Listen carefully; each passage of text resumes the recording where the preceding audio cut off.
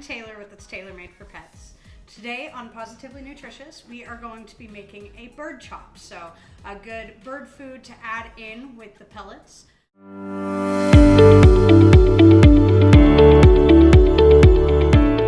So today we have our Poblano peppers, broccoli, red bell pepper, but color doesn't matter.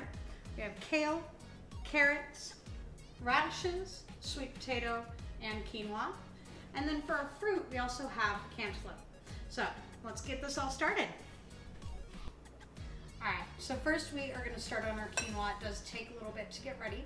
So we have 2 cups of quinoa, which means we're gonna need 4 cups of water. I got 2 here, so I'll refill. Quinoa is a great source of calcium, phosphorus, potassium, and vitamin E. We are gonna get it in here. We use a rice cooker just because to me that is the simplest way to work with it. You can also boil it.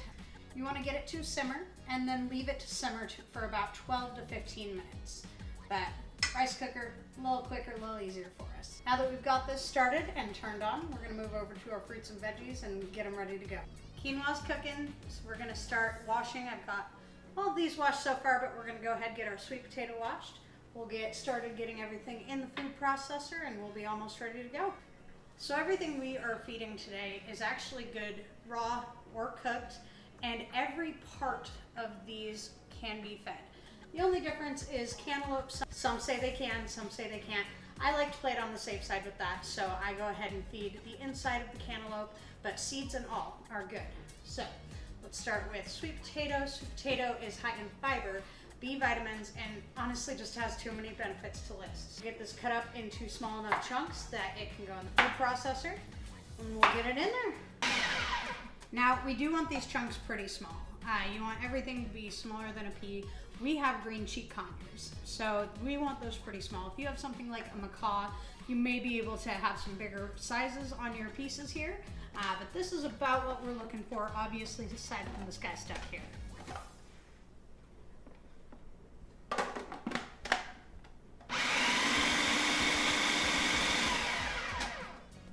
Cut them just a little smaller.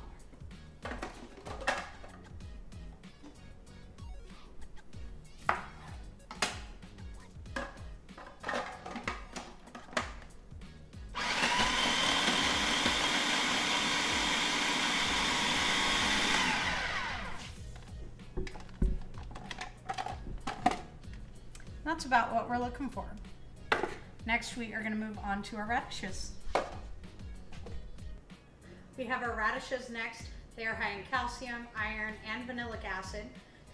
Just like our sweet potato, we can throw the whole thing in here. Every part of this vegetable is great for parrots, leaves, and all.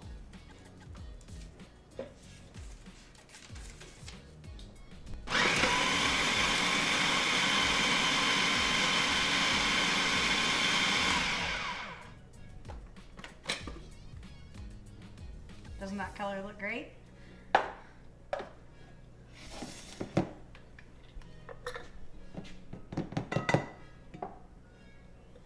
I choose to rinse in between each veggie.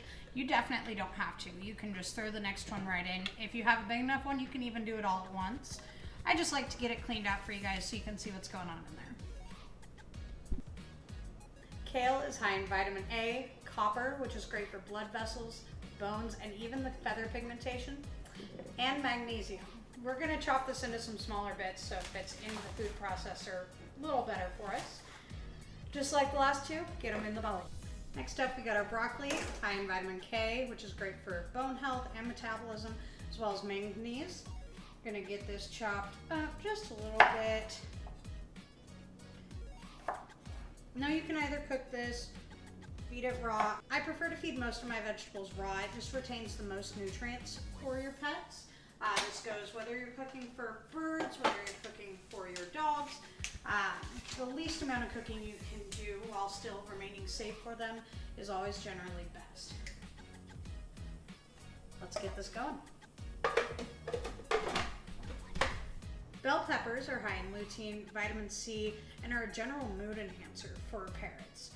We are going to cut this up, but we're keeping the seeds, we're keeping the stems. That is all super, super healthy for your birds.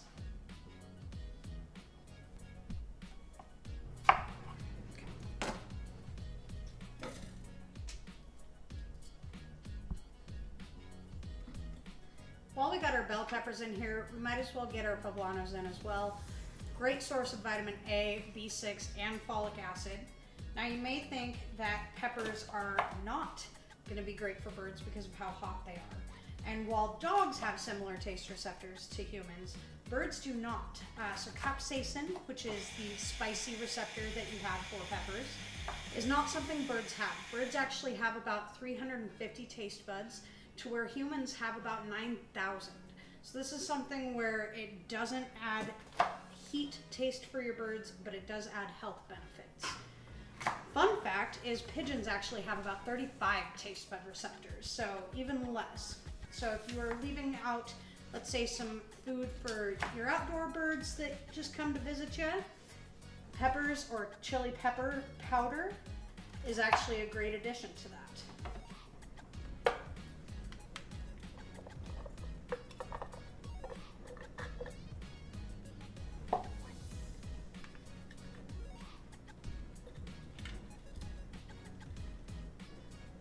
Now, these pepper receptors may not be there for the birds, but they are still there for you. Make sure to wash your hands thoroughly before touching anything else anytime you're dealing with hot peppers. If you'd like, you could even wear gloves when handling them to be sure.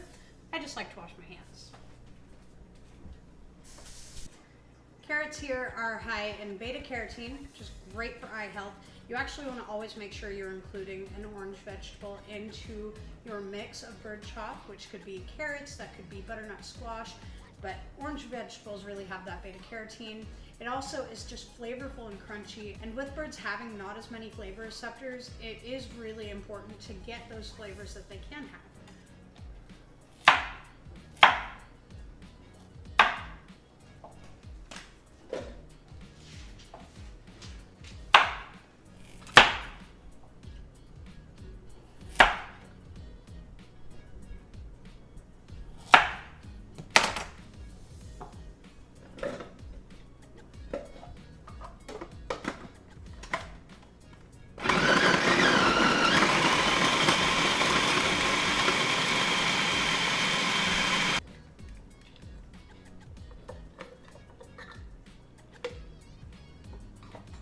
Birds love melons, especially cantaloupe. It's high in potassium, vitamin C, and is generally great for hydration. As you can see, I've taken the rind off this half. We're gonna go ahead and use only this half. Birds don't need a ton of fruit, definitely more vegetables, so we're gonna snack on this half and give this to them. I'm just chopping it into good pieces for the food processor. And we are leaving seeds and meat and all.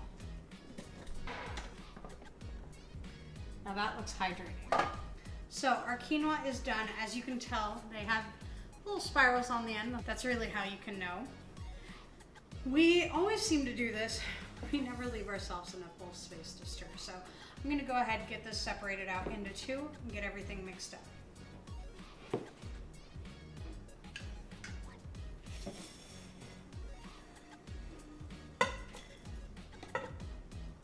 Before I get this all mixed up, make sure to give us a like, comment, share, tell us what you think of this recipe, or better yet, tell us what your birds think of this recipe. Now, I'm gonna get this all mixed up. We wanna make sure that it is fully incorporated. We want them to get a nice balanced bite every time. Also wanna make sure they aren't picking out their favorite bits. We all know our birds, they love to find their favorite pieces and leave everything else. So, I'm gonna get this nice and stirred up.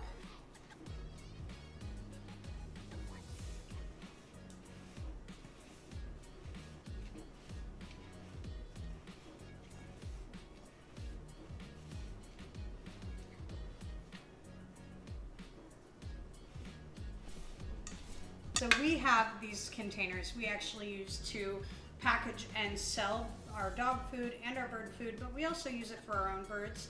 You can use any sort of storage, but you're going to portion these out in 1 to 2 day portions. The rest will go into your freezer. I recommend to take one out each night and have it defrost in the refrigerator.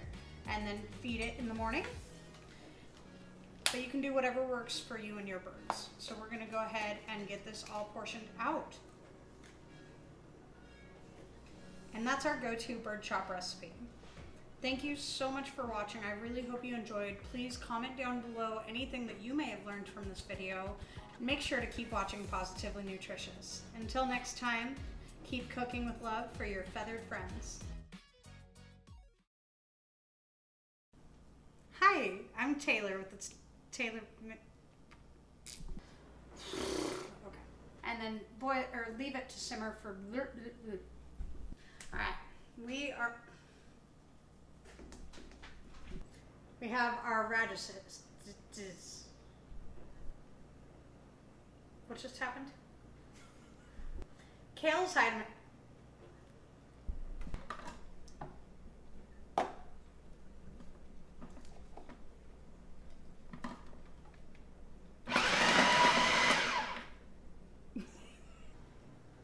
Birds love melons. Ours, in fact, really do. Birds love melons. Birds love melons, especially ours. Birds love melons. They are a great source of hydration. I don't have the rest of my information. Really, how you can tell.